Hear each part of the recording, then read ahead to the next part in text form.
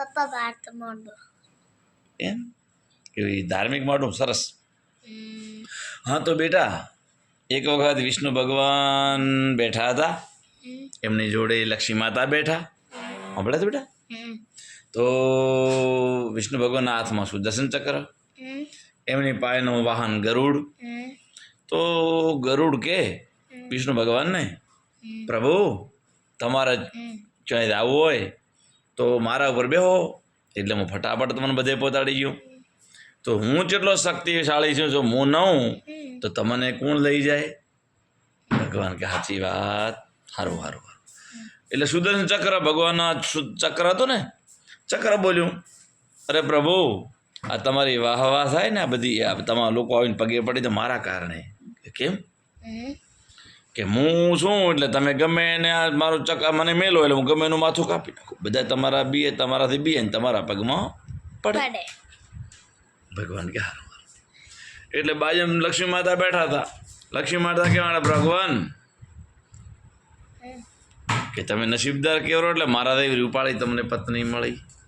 આવી લક્ષ્મી, હું ખુદ લક્ષ્મી તમને મળી. તમે કેટલા કે મારા દેવી તમારે ક્યાંથી હોય?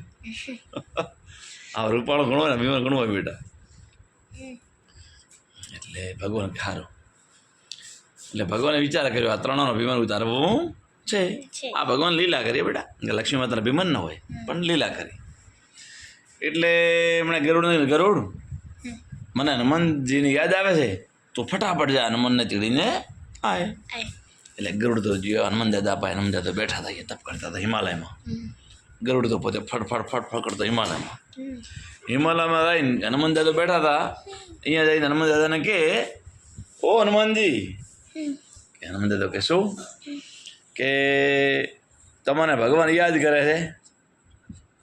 ભગવાન યાદ કરે કે તો સમજું. ગરુડ તો આમ છું શું હનુમાન ક્યાં જ્યાં? હું બોલાવા આવ્યો તો મને ભગવાન કે તું તેડીને આવે દે ને, તેડ્યા વગર તારી શું થશે? એમ સમ અવાજ ખાલી થયો અને ગરુડ તો બધા ગોતવા પડ્યા, ચાજે હનુમાન દાદુ, ચાજે હનુમાન દાદુ. હનુમાન દાદા ફટ દઈને ભગવાન પાસે પહોંચી ગયા. સુદર્શન ચક્ર ચોકી કરતો ભગવાનનો.